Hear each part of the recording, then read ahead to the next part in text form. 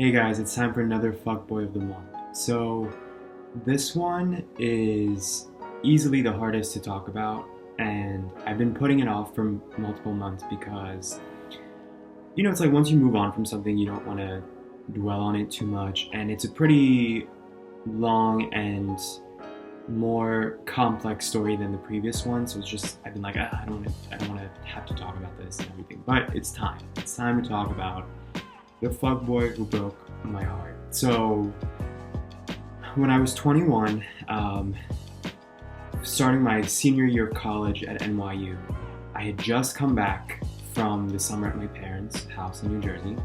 So, freshly back, Labor Day weekend, I went to the gay bars, and it was my first time going by myself, just freshly back in New York City at 21. So, I went to this bar called Eastern Bloc in the East Village, which I've talked about multiple times before, that bar. And I met this guy who we're going to call Mason.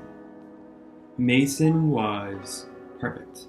He was in his 40s, really sexy, handsome, PhD from Stanford University, really smart, really cool, like easygoing, just a natural conversationalist. Like, there was never an awkward pause in talking to him. Whenever there was a pause, he'd think of something else to ask. He was someone who was genuinely inquisitive, and the conversation just flowed for hours. We talked at this one bar, and then we bar hopped together to another bar, and then we went to another one. And it was my first time having that glimpse of, well, it was my first time, period, having a connection with another gay man. So it was special just for that, because the first time is always unique, but it was just so easy and organic. And we both felt the chemistry, and he was very expressive, and he was like, I'm shocked that this is happening. I didn't expect this, and I felt the same way. And it was just a beautiful night. So we spent hours together, and then we parted ways that night. He was super respectful and charming. And then the next day he texted and made plans for a few days later. So then a few days later we met up.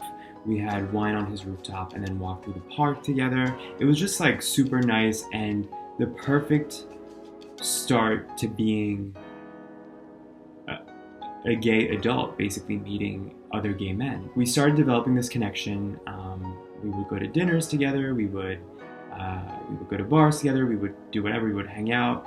Eventually, I started coming over, and we would just sometimes like drink wine and watch the news together. And I'd fall asleep in his arms. And he made it clear very early on that he wasn't pursuing a relationship with me because he was going to move back to Washington, D.C., where he had his roots. He had his house. He had his life, but his job had allowed him to come to New York for like a year or two.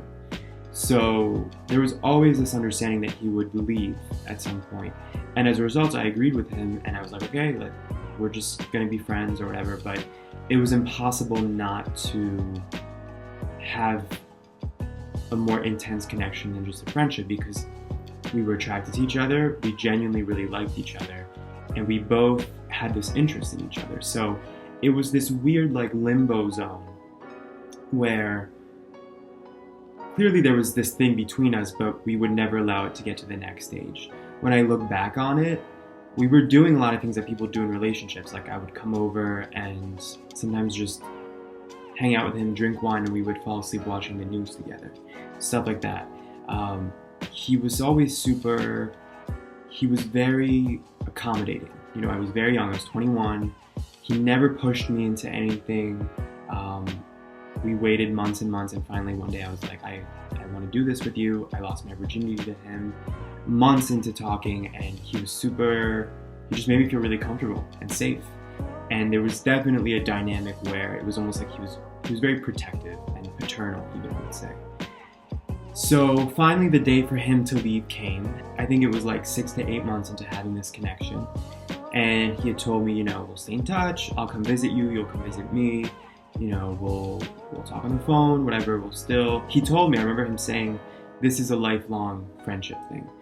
And I agreed with him. I felt the same way. And I was honestly glad for him to leave, because it got too confusing for me. It was this in-between thing where We had a connection, but we didn't let it grow further. So I felt kind of inhibited. So when he left, it was kind of like time, to let the confusion fade. And I was happy to just welcome him as a friend for the rest of my life.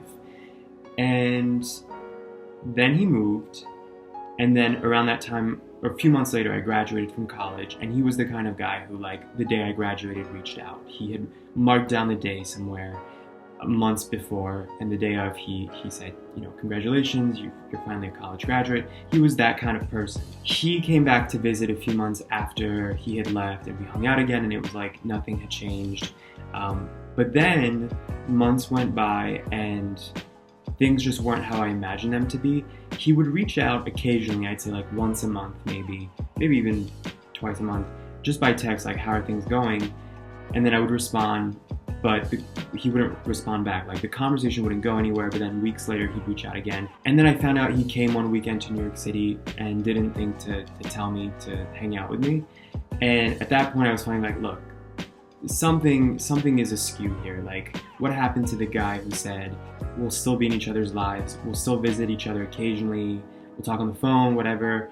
None of that was happening. And I was just very puzzled by that, because I trusted him at that point. So if you tell me, you want me to come visit you, I imagine that is valid. He responded and was like, I hear you, I'm actually going to be in the area next month, let's hang out then.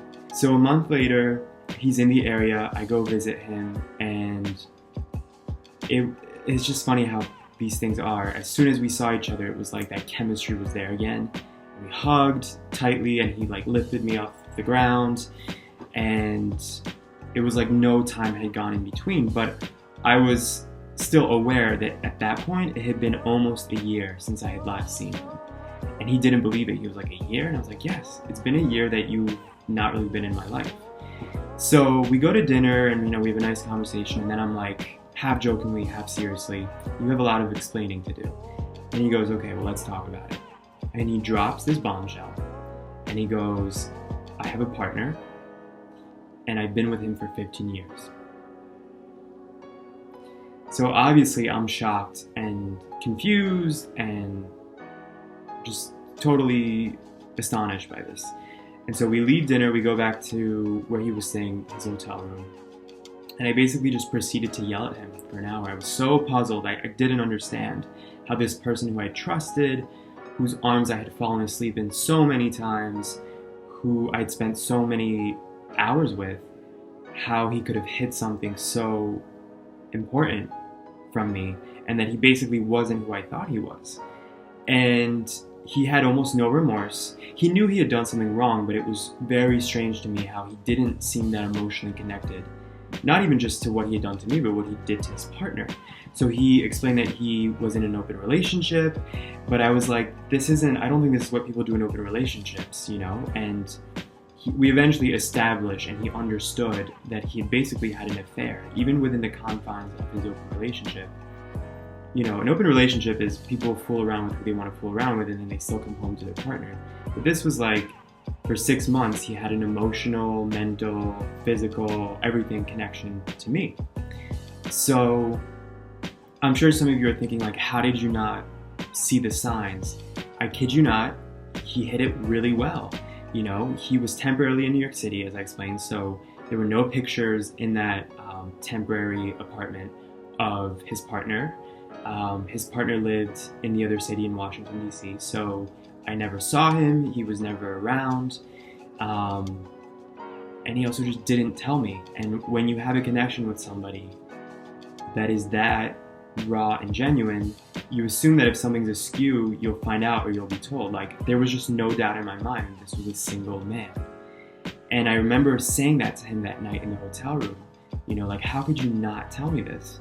And he said, and I'll never forget this, and this alone should have been that final red flag that made me, leave his room and never talk to him again. But I was young and I cared about him, and I was just so confused that I wanted answers. But I should have left after he said this. He said, you never asked. You never asked whether I was in a relationship or not. I mean, just the emotional immaturity of someone to even have the audacity to say that is crazy. Obviously, if we're hanging out the way that we are, I assume that you're single. And I didn't really get the answers that I wanted that night. For months, I was so in my head, so confused, and honestly traumatized, because this was the one person I trusted, and the relationship was complicated because it wasn't just a friend or lover. There was also a paternal aspect. I felt very safe around him, and I would go to him for a lot of guidance as being a young gay guy in the city, and he would offer me that. So suddenly this person who's almost like a mentor and this person I can confide in is not trustworthy and is in fact morally corrupt. And that was really heartbreaking for me, that I didn't have any positive gay figures in my life at that point, because at the bars I would meet these assholes, and this one guy who I respected and even admired was not who I thought he was. And for months I was very paranoid about it. I was like, is this just, did he just use me? Was that always the goal? Was the goal to, like, you know, have another notch on the belt kind of thing? Or was it real? You know, like, was anything real? Now that it's been years, I think you know, they say hindsight is 20/20, and I think really what happened is he developed feelings for somebody he wasn't supposed to develop feelings for. You don't stick around for 6 months with someone and then after you leave still reach out, even if it's just text messages, if you don't have a vested interest in that person. So I think that's what happened, and obviously it shouldn't have happened. He shouldn't have broken that trust with his partner, and he also just shouldn't have manipulated me. Of course, we stopped talking. I kept trying to get answers out of him that I never got, and then we just stopped talking. And then I did something kind of shady, which is I reached out to his partner about 6 months after he had told me everything. And I remember I had friends at the time who thought I was insane. They were like, why would you do that? Why would you ruin somebody's, potentially their life? And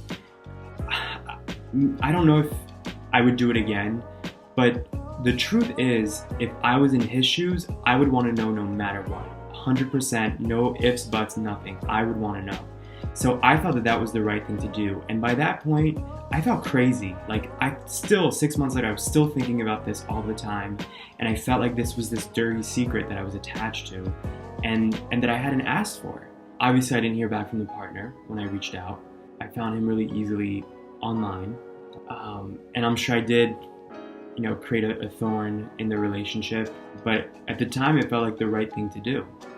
And I knew that he didn't know, because Mason had told me that he didn't know and that he didn't want him to know, which again I think was another red flag. Like, how do you make such a monumental mistake and not even want to rectify it and just pretend it doesn't exist? For a really long time I didn't know how to feel about this connection anymore. Like, there were times where I regretted it and I was like, I wish I'd never met this person, I wish I'd never had this connection, because it affected the way I thought about men, and it scared me from meeting other men.